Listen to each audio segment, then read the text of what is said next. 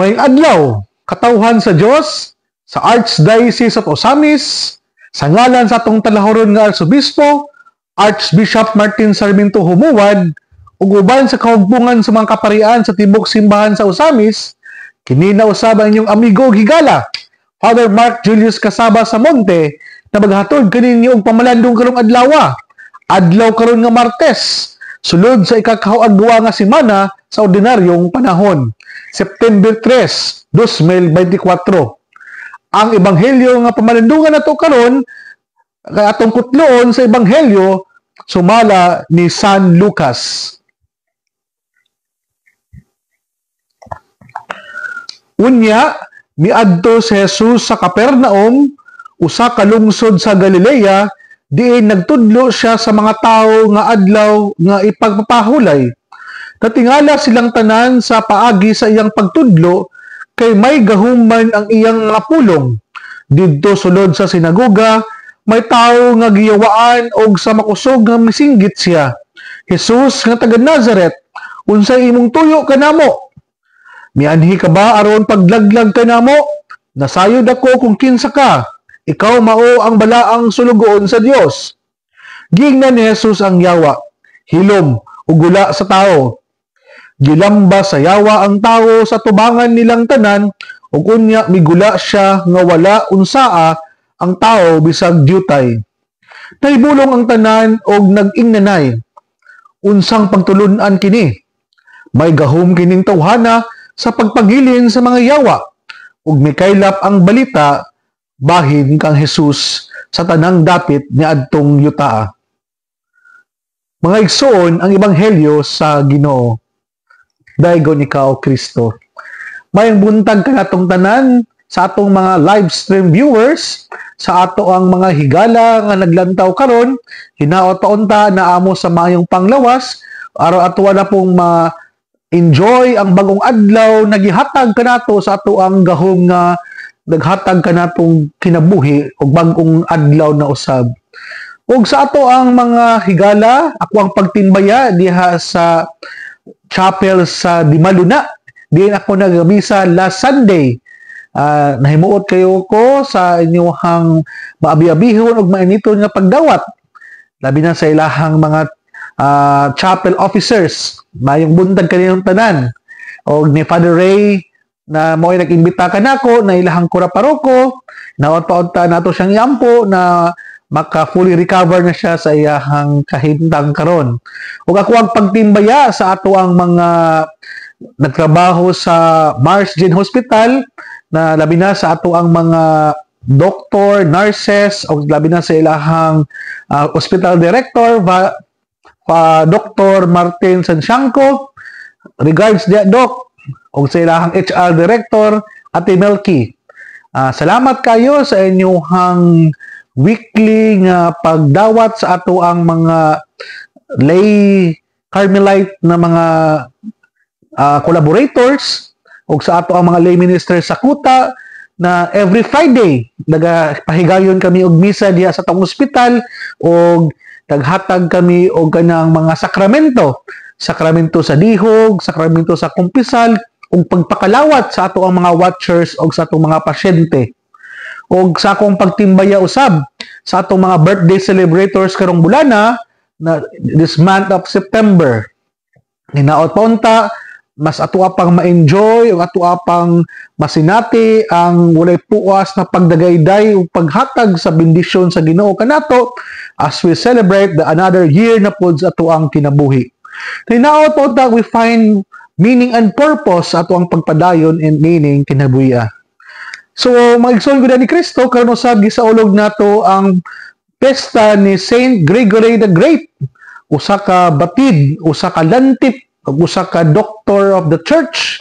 Nga matud ba kani si Papa San Gregorio, usa ka bantugan, o gitawag ganin siya Pope Saint Gregory the Great, nga si Gregorio na tawo siya atong 540 og mitubo sa panahon diin anaa sa dakong kagubot ang Italia gikan sa tuig 542 na gitawag og kamatay ni Justinian. Mao na mihampak sa probinsya sa probinsya sa imperyo dito sa Roma, apil na sa Italia kining kamatay nga nagdala og gutom, kahadlok usahay ang panaglayog. Usa may but pasabot ini mga igsoon ko ni Kristo nga napili si Gregorio nga Santo Papa niadtong tuig na 590 or 590 isip hulip ni Papa Pelagio II nga namatay tungod sa salot nga mihampak sa Roma niadtong tuiga. So usa kadto ka malisod nga kahimtang alang sa mga lumulupyo sa syudad. Anaa ang salot or kamatay. So, ang pagsulong sa mga barbaro, ang pagkaway o pagkabana sa mga kagamhanan o sa daghang panglangyaw o mga refugees, tungod kay ang gobyerno na nangunay man sa pag-organisar, sa pagtabang sa mga nanginahanglan, apil na usab ang pagmugna o sistema alang sa kahapsay o kalinaw. Mauna nga, giniusa ang mga Kristiyanos og muhimo og mga buhat sa kaluoy alang sa mga nagkinahanglan. Hasta na ang mga pari ug mga monghe og gibansay karon ang pagpanghatag og pagkaon sa mga kabus ug masakiton. So mao to nga matud pa sa tradisyon sa simbahan na si Papa Gregorio nangulo sa usa ka dakong mabulokon og prosesyon isip penitensya ngadto sa Santa Maria Maggiore, usa ka simbahan sa Roma, nga panahon sa kamatay or di kanang gitawag nato og kasalot nga maoy prosesyon nga giyayungan og imahin sa mahal nga birhen. Mao bitaw nga si Papa Gregorio nagkita og panan-awon nga San Miguel Arcangel nga ibabaw sa lubong dito ni Hadrian. Karon nagitawag na siya og Castle of St. Angelo o kini nakakumbinsi kaniya nga luwason sila sa katalagman og mihunong ang kamatay karon didto sa Roma. Ang Castle St. Angelo ato ang makita ang estatwa ni San Miguel Arcangel nga usa kini katimaan nga kaluoy sa Dios kung giunsa niya pagtubag ang mga pag-ampo o pakitabang sa iyang katawhan. So namatay si Papa Gregorio ni adtong tuig 604 o gimahal pag-ayo sa mga tao, gitawag siya og bantugan kay nagsalamin man sa iyang pagkabanggiitan nga magsusulat og maayo og epektibo nga leader sa simbahan. Mao gani usa sa mga dili gyud na mapanas na og hantod karon kaning siya mo'y nag-introduce kanato sa Gregorian chant nga usa kayo ka manindot na mga chant diya sa simbahan o siya pud ang nag-develop sa Latin Mass. So mga igsoon ko ni Kristo, kung muanhi pud kita sa ebanghelyo nato karon, sumpay kini sa ebanghelyo kahapon. Diin si Jesus miadto sa Nazareth kung diin siya natawo. Pero kung iyong namatikdan, wala totally nagidawat si Jesus sa iyang mga kababayan. Sa dihang gibasa niya ang katong scroll nga diin nagpadayag sa iyang pagkaanak sa Dios, wala kini nasabtan sa iyang mga kababayan, hinuon he was rejected. Mo hinundan nga wala paggadawata si Jesus sa mga katawhan ug mao po hinundan nga wala siya nakahimo og mga milagro didto sa iyang native place sa Nazareth. So, unsa man ang atong nindot kay nga makatunan ani mga igsoon ko ni Kristo, siguro muingon kita that when God steps in, miracles happen. Akong usbon, when God steps in, miracles happen. Tanawa, kahapon didto si Jesus sa Nazareth na matawag nato nga dili kayo inana kadako nga lungsod. Pero karon miadto si Jesus sa Capernaum. Kung ato manggong i-imagine, ang Capernaum mas dako siya nga lungsod, mas bibo. Di ba? Wag nabali na noon. kapag sa base sa tuang kasinatian karon, kung mingon ganita og gamay nga lungsod o gamay nga barangay, mas welcoming ang mga tawo, mas mainiton sila nga mudawat. Mao bitaw nga usahay mahadlok ta nga moadto sa mga dagkong lungsod kay daghan ang mga tao dito nga posible i-rejecta. Pero sa sitwasyon ni Jesus, mismo sa iyang native place sa Nazareth, nakasinati siyang rejection, pero karon sa ebanghelyo na to karon diri sa Capernaum, mas bibo, mas daghan og tawo, mas wala man noy mingsaway niya. Mas daghan man ang mituo kaniya ug mas daghan ang midawat kaniya ug mipasalud sa kaniya sa ilang kasing-kasing. Sumao din mga igsoon gud ni Kristo. Akong balikon na kung punto kanina, when God steps in, miracles happen. Moto hinundan nga wala nakabuhat si Jesus og milagro dito sa Nazareth tungod kay wala man siya gidawat. Mura bitog mingon si Jesus pud nga dili man na ipamugos ang milagro nga iyang i-offer. Ang milagro mahimo lamang kung ang tao is ready to accept Him as the Redeemer and Savior. Kana bitawng ang milagro na gi-offer ni Jesus Christ, dili siya angay na kanang ipamugos sa tao. Kay ngano man, because of freedom and free will sa tao, we have the right to accept Him or to reject Him. Nindot pa ang mga taga-Capernaum. Ano man, bisan pa o naghimo siya o kanang mga milagro sa adlaw igpapahulay, wala man siya gi-question noon. Wala man kay daghang mga pangutana nga ngano naghimo siya o kanang mga butang sa adlaw igpapahulay. Kadto na noong mga miaging mga adlaw sa asa siya naghimo og mga milagro, di na mga Preseo o mga Saduceo, gi-question man noon ang iyang paghimo og mga maayo sa adlaw igpapahulay. Pero diri noon sa Capernaum na medyo bibo, mas daghan og tawo, mas daghan pud ang mituo kaniya og ang mga tawo mibilib kaniya o gidawat nila si Jesus sa ilahang kasing-kasing. Ug mo'y hinungdan nga mas daghan pa og giayo si Jesus, ug mo'y hinungdan nga mas nakahimo pa nun og daghang milagro si Jesus.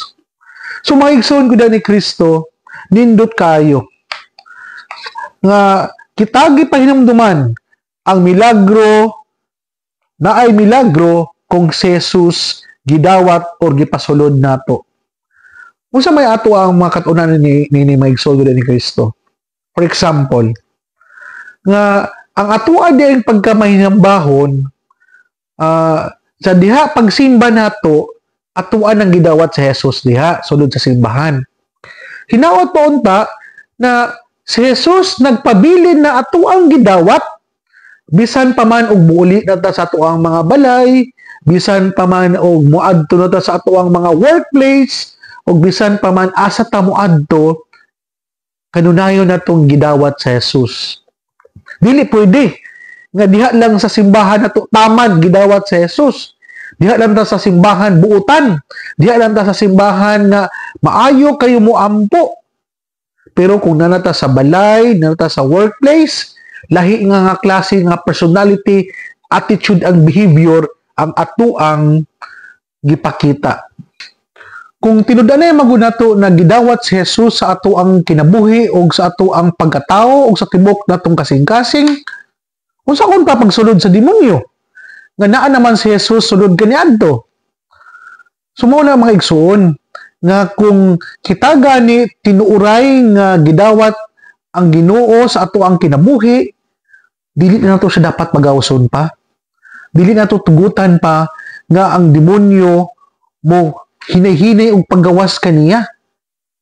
Sa unsa mang pamaagiha di ay nga atong gitugutan nga gawas ang presensya sa Ginoo o gipulihan sa presensya sa demonyo.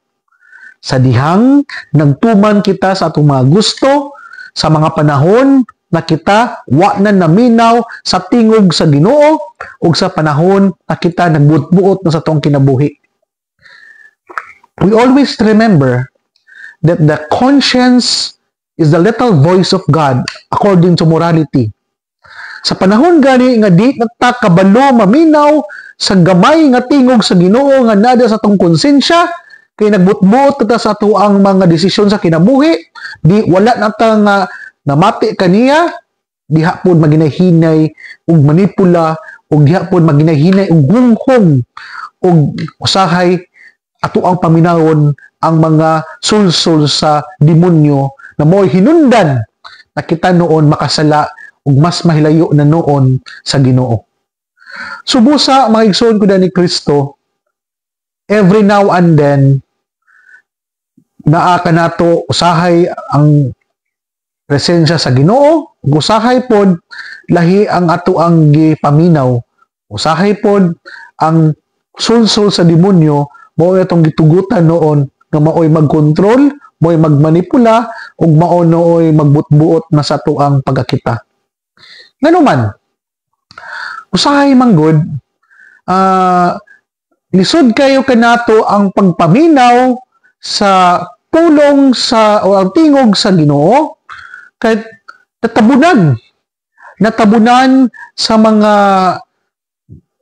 matawag nato nga kabanha sa kalibutan, natabunan sa ato ang pagkabisi, natabunan sa ato ang mga personal concern sa kinabuhi, natabunan tungod sa kalingog-ngog sa ato ang mga personal bitaw nga schedule, usahay wa na gyud tay oras sa pagpaminaw sa tingog sa Ginoo.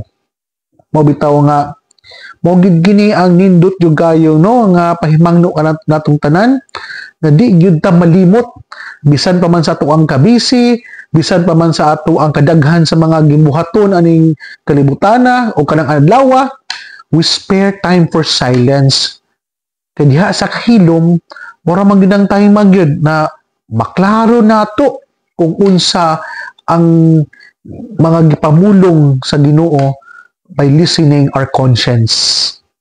So nindot kayo mga igsoon, usa sa mga gi-practice bitaw namo sa seminaryo kaning gitawag nato og examination of conscience, na sa bag-o pa mi before we rest and we find time to sleep or exhausted na mga lawas kay sa kadaghan sa schedule, bugahin kita og 3 ka minuto nga pakipagstorya sa tong konsensya. First minute, lantaw nato. Ato ang lantawon o atong sutaon kung unsa ang ato ang mga nindot nga na-accomplish anang adlaw. Mautan ay mong konsensya. Ikaduhang minuto, katong mga butang nga wala nimo nabuhat o katong mga butang nga imuhang dili maayong nabuhat. Kana bitaw. So, pangutan ay mong konsensya. O ikatulo nga minuto, katong mga butang nga wala nimo nabuhat nga angayon ta nimo buhaton. Kung kana bitaw ma-practice nato na siya adlaw-adlaw bag-o ta nga matulog, nindot kayo. Kay nganuman, wala na to gitugutan nga mahuman ang atong adlaw nga wala ta nakipagstorya sa atong konsensya, di na to madungog ang tingog sa Ginoo. So, with that constant and intimate relationship with God, nag-practice sa to adlaw-adlaw, muna'y hinundan, mahimo kitang God-fearing person o mahimo kitang alter Christus ngadto sa uban, kay kanunay man nato na gipapuyo ang Ginoong Hesukristo sa ato ang pagkakita by listening our conscience daily and constantly. So consistent kita sa pagpaminaw sa tingog sa Ginoo. Dili lang kita mugahin og kahilong o maminaw kaniya sa mga panahon na kita nangapalpak na og nakasala na og nahulog na po kita sa mga patibong sa demonyo sa paghatag ng tentasyon.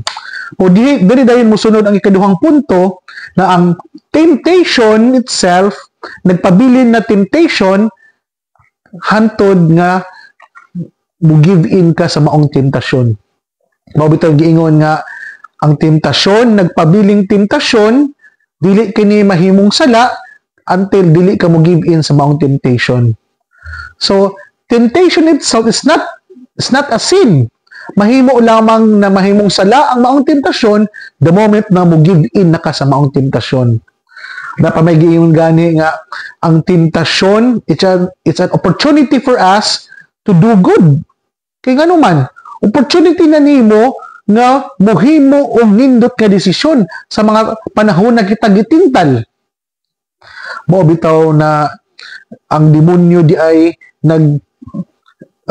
usa ka nindot kayo nga pahimangno kanato kung naa diha ang mga temptasyon nga bubuhat kag dili maayo. Mupasalamat ka sa demonyo. Ay, salamat. Imo kong gitudluan kung unsaon ako pag-practice ako ang pagkamaayong tao. Kaya bitong, for example, dili magug ka makaingon god nga ikaw mahinatagon kung walay tao nga nangayo nimo. Dili mo ka makaingon nga ikaw maayong tao kung walay tao nga mo-trigger sa imuhang kasuko. Dili mo ka makaingon nga ikaw usa ka bitang tao nga pure ka ang intention kung walay tao nga magpaugot-ugot diya sa imuhang along the way sa imuhang kinabuhi. So kanilang mga obstacles, kanilang mga challenging moments sa tong kinabuhi, dili ta angay diya mga hadlok ani nila.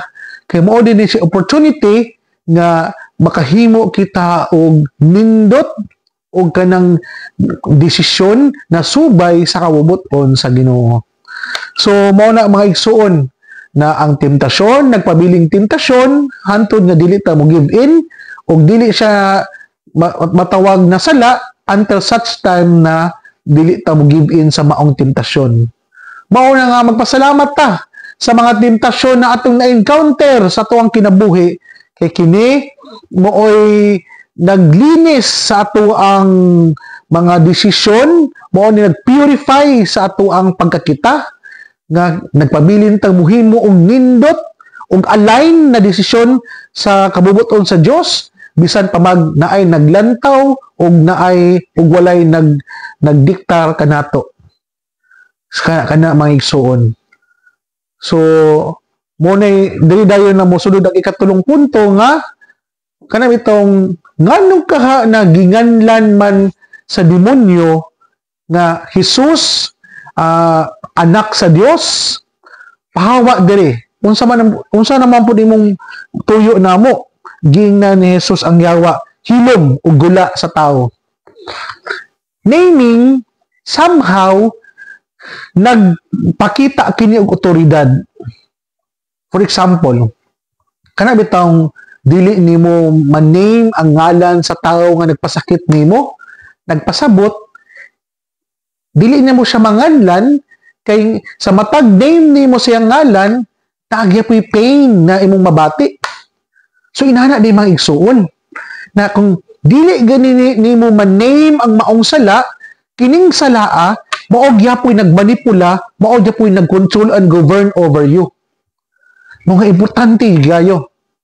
Diha sa kumpisal, we need to be detailed. We need to name our sins in order for us nga ato ang gipakita na kining mga salaa dili ni kita. Nahulog lang kita sa patibong sa demonyo. By naming our sins, nagpasabot kini nga gusto nato nga ma-detach sila sa atua ug mawala sila sa atua ug gusto nato nga ma-erase sila sa ato ang kinabuhi.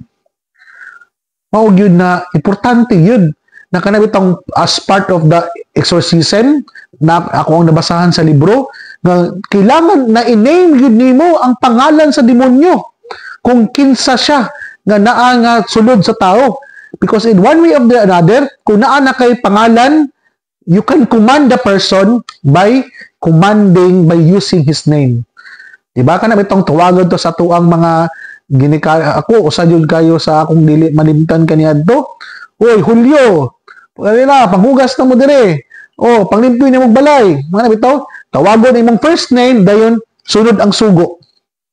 Sa to pa very powerful ang paghatag og pangalan dayon unsa ang iyang kuman na gustong ipabuhat nimo. Di jud ka kadili. Kay gisugo man ka sa imong pangalan o you need to obey o kailangan nimong sundon ang maong sugo. Kung mo gibuhat unta sa demonyo ngadto ni Jesus, gihapon ginganlan si Jesus. Pero take note, wala may control ang demonyo ni Jesus kay tungod kasi si Jesus man ang above ang superior sa tanan, kasi siya man anak sa Dios nga nagbuhat sa aning kalibutan na. So maigsoon ko ni Kristo na importante na sa atong adlaw-adlaw na pagpanginabuhi aning kalibutan na, we learn to name our flaws and imperfection. We learn to name kung unsa ang ato ang mga dili maayong mga kinaiya. Kay kung if you keep denied, you keep on ganang dili nimo man-name kung unsa imong mga kakulangon, nagpasabot ka na nga gipasagdaan gyapon nimo na kining mga dili maayo na animo, mao gyapon nagkontrol og nagmanipula kanimo.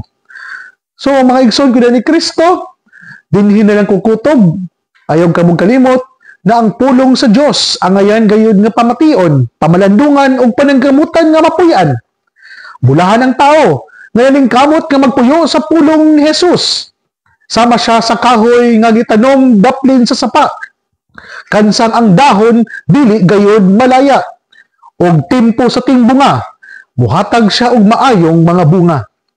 Hinaot pa unta kining tanan nga atong nadungog o gipamalandungan, makatabang nato sa pagkinabuhi nga balaan nga maoy magdala ka nato sa gituan o padulngan na ang gingharian sa langit na gipangandoy sa matag binyunyagan.